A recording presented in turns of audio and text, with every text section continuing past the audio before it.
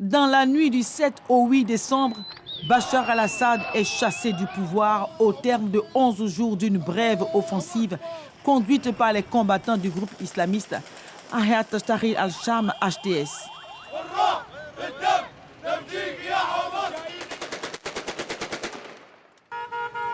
Bachar al-Assad est tombé. Avec lui, toute la dynastie de sa famille après plus de 50 ans de pouvoir en Syrie.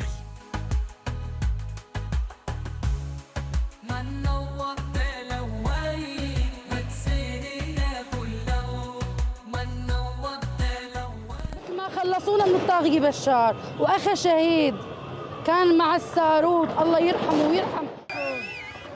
Hafez al-Assad, père du président déchu, alors ministre de la Défense, prend le pouvoir le 16 novembre 1970 à la faveur d'un coup d'État. C'est le début de plus d'un demi-siècle de pouvoir familial plombé de privation de liberté d'expression, de répression d'opposants et de guerre de territoire avec les États voisins.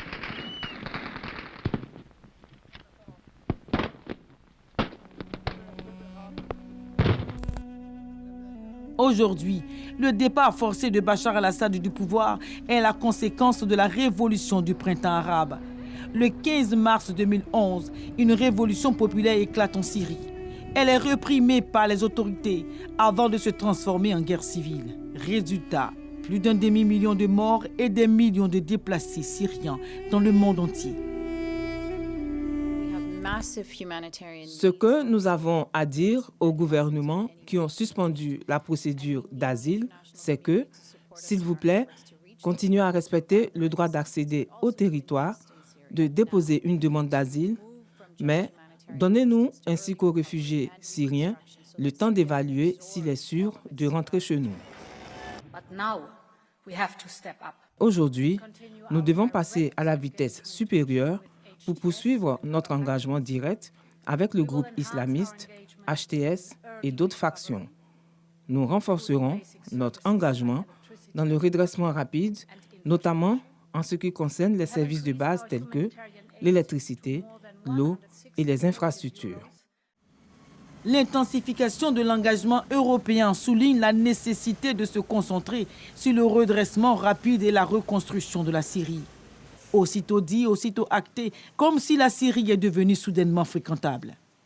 La Syrie n'a pas de crainte à avoir sur l'intégrité de son territoire. La Turquie et la Syrie sont des peuples amis. La Turquie a toujours été un soutien pour la Syrie. Le pays saura s'en souvenir. Un ballet diplomatique associant pays arabes et occidentaux se déroule dans le pays. La Syrie n'aura plus d'ingérence négative au Liban et respectera la souveraineté du Liban. Je vous demande d'effacer le souvenir de l'ancienne Syrie au Liban. Pendant que ces délégations diplomatiques défilent à Damas, l'ancien allié de Bachar al-Assad dit avoir atteint ses objectifs en Syrie. Je n'ai pas encore vu le président Assad depuis son arrivée à Moscou, mais j'ai l'intention de le faire. Vous avez parlé de la Syrie, vous et ceux qui vous paient, voulez présenter ce qui se passe en Syrie comme une défaite de la Russie. Je vous assure que ce n'est pas le cas. Nous avons atteint nos objectifs.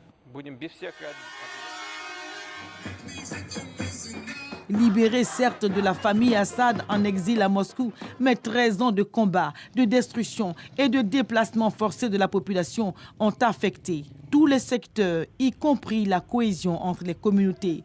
Des centaines de chrétiens syriens manifestent à Damas après l'incendie d'un sapin de Noël. Unifier le pays divisé entre des communautés alaouites, sunnites, chiites et chrétiennes s'impose aux nouvelles autorités. Pendant ce temps, l'ONU appelle à des élections libres et justes pour tous les Syriens.